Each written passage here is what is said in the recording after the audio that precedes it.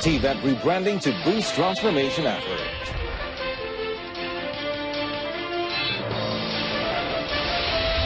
MITI expects additional allocation for SMEs in Budget 2018.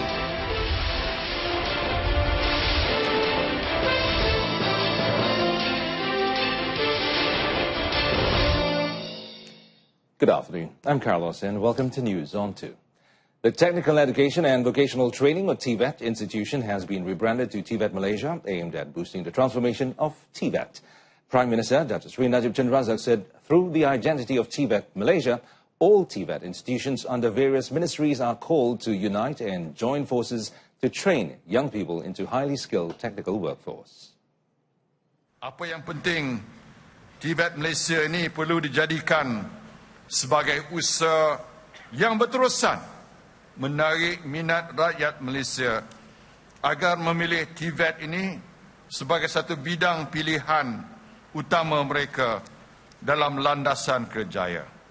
Dr. Sri Najib said this in his speech when launching TVET Malaysia in Shah Alam yesterday. He added this program will indirectly change the negative perceptions of the people who often consider TVET to be the second or the last option for those with less academic qualifications. Well, meanwhile, 50 million ringgit has been allocated for TVET Malaysia in line with aspiration of the National Transformation 2050 or TN50. And Dr. Sri Najib said the allocation is 30% from the Human Resources Development Berhad or HRDB's funds collected for the purpose of TVET Malaysia. Kerajaan akan membangunkan satu plan induk yang komprehensif atau TVET Master Plan yang bakal diselaraskan oleh Kementerian Sumber Manusia, dibantu oleh semua kementerian yang lain yang berkaitan dengan TVET. He said that special emphasis will be given to Industry 4.0 to establish a workforce which is able to be competitive globally. Industry 4.0 is the term used to describe the use of automation and data exchange, industrial technologies, including the Internet of Things. The Prime Minister said TVET will also be acknowledged as the third core of the 11th Malaysia Plan to elevate human resources development and making TVET transformation an identified focus field. The Malaysian Anti-Corruption Commission, MACC, yesterday detained another individual who is the political secretary of a ministry to facilitate into the investigation of the alleged misappropriation of allocation channeled into the Skills Development Fund Corporation, or PTPK. MACC Chief Commissioner Tan Sri Zulkifli Ahmad said the individual who is a Datu was arrested when he went to the MACC headquarters in Putrajaya to have his statement recorded. The 61-year-old man was the fifth individual to be detained by MACC. Telah membuat satu tanggapan baru terhadap seorang setiausaha politik sebuah kementerian yang terlibat dalam kes yang melibatkan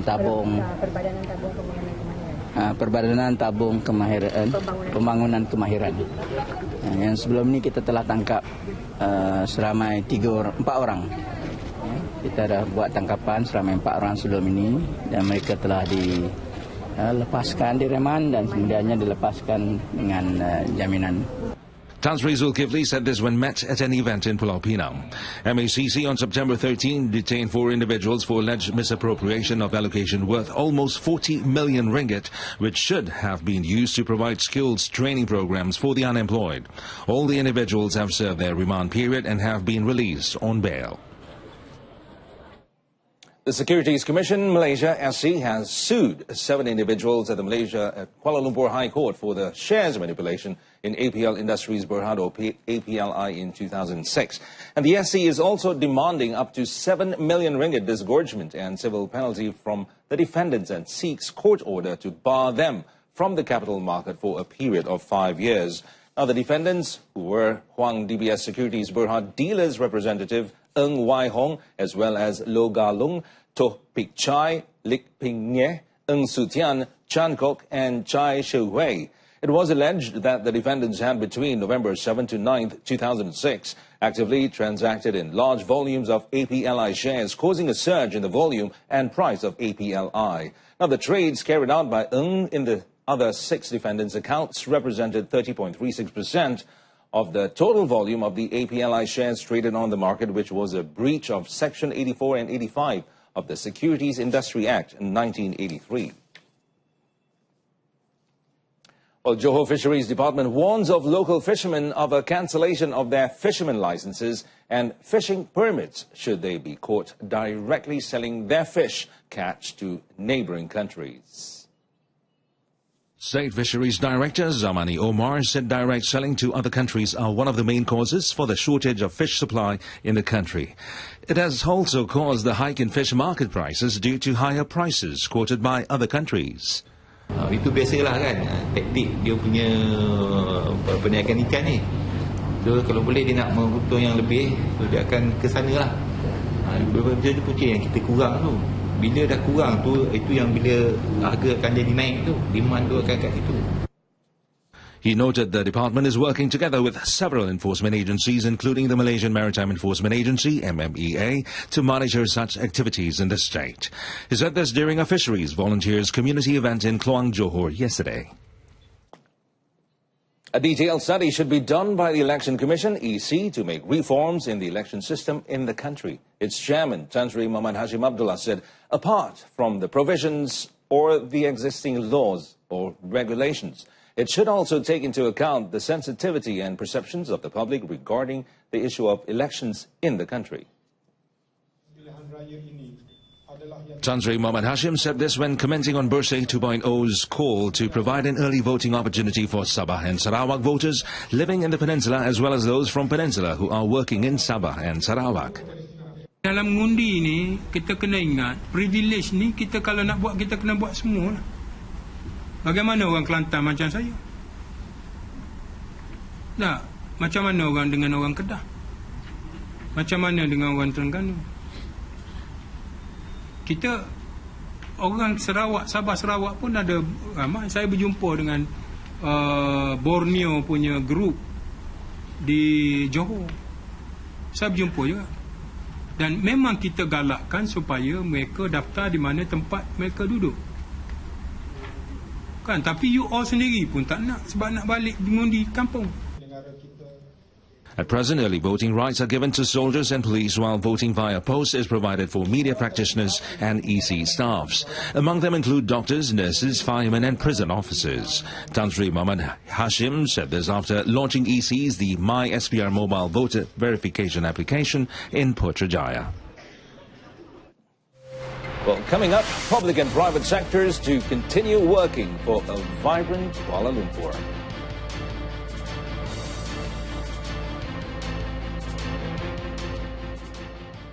The Ministry of International Trade and Industry, or MITI, is expecting additional allocation for the small and medium enterprise, or SME sector, in the 2018 budget. And its Deputy Minister, Dr. Ahmad Mazlan, said the steps is to increase the innovation and technology used by the SMEs, as well as to gain benefits from the Industrial Revolution 4.0. Dr. Ahmad said the proposal for the additional allocation has been submitted by MITI to the Ministry of Finance, or MOF, since the beginning of October last year. Harapan saya permohonan daripada SME Corp, daripada MITI akan diberikan pertimbangan sewajarnya oleh Kementerian Kewangan. Dan saya kira tentunya Kementerian Kewangan mengetahui tentang perkara ini, dan harapan kita bajet yang secukupnya diberikan untuk memastikan SME yang berjumlah 907,000 di luar sana bersiap sedia terhadap trend masa kini. Meanwhile, SME Corp Malaysia Chief Executive Dr. Hafsa Hashim said the allocation is vital in producing entrepreneurs who are technologically savvy in all levels, including manufacturing and logistics. And they were met after an event in Kuala Lumpur yesterday. Well, SME contribute about 36.6% to gross domestic product, or GDP, and are expected to reach 41% by 2020. Now, the Federal Territories Ministry will continue to work with the private sector and international partners to transform Kuala Lumpur into a dynamic and thriving metropolis for business, retail and living. Its Minister, Dr. Sri Tengku Adnan Tengku Mansor, said this was needed to achieve the city's aim to become one of the top 20 livable cities by the year 2020. Speaking during the unveiling ceremony of one of such collaborations, the Pavilion Damansara Heights, Dato Sri Tengku Adnan said the new development will strengthen the federal capital's position as a premier destination for both local and international visitors.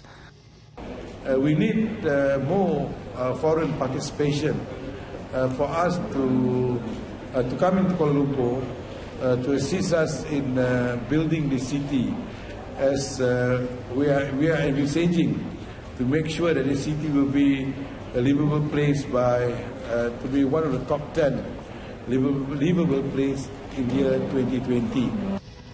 The Pavilion Damansara Heights project is a collaboration between the Pavilion Group and Canada Pension Plan Investment Board, CPPIB. The development with a gross development value of 9 billion ringgit will include 10 corporate towers, 5 residential towers and a retail mall.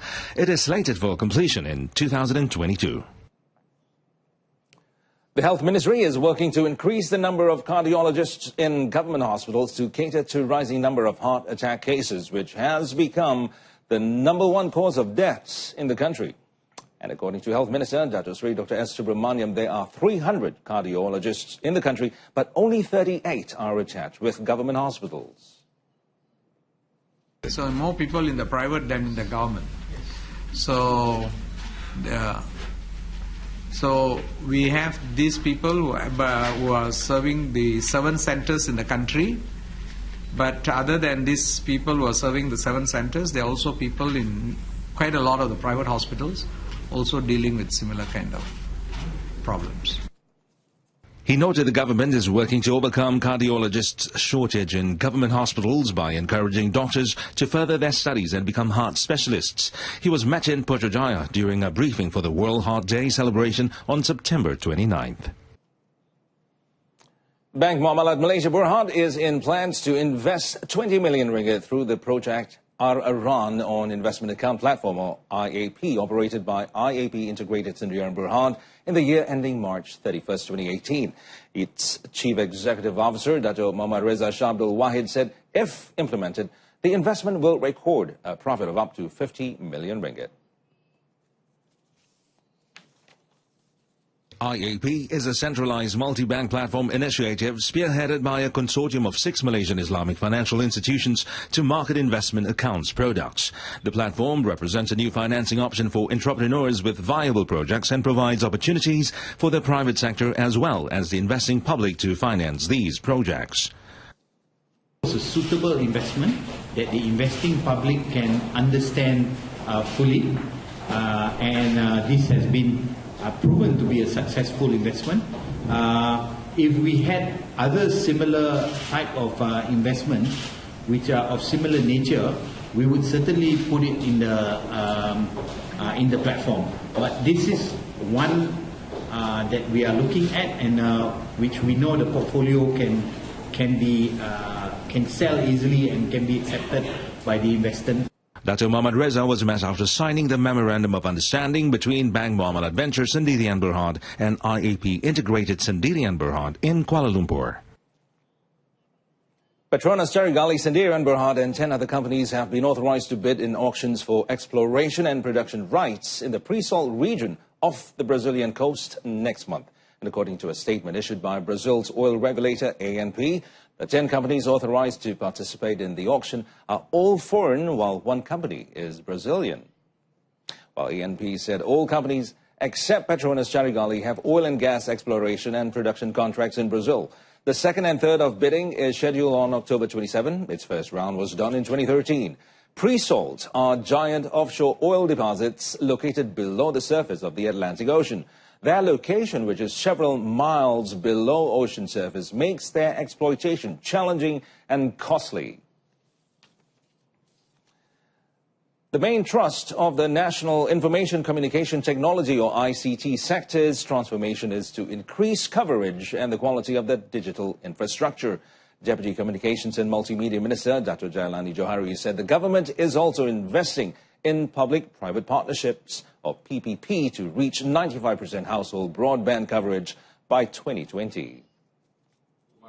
Dr. Jailani, who was speaking at the ITU Telecom World 2017 in Busan, South Korea, said the government had spent close to $215 million to upgrade the nation's infrastructure and launch the digital platform to provide multiple services. An additional $40 million will be spent to develop e-commerce programs, promote digital industry players, as well as the Malaysian Digital Hub initiative.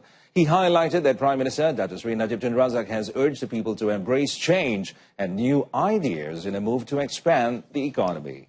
Well, that concludes this afternoon's News on 2. In our top story, Tafiz tragedy suspects to be charged tomorrow. Join us again at 12:30 tomorrow afternoon. Thanks for watching.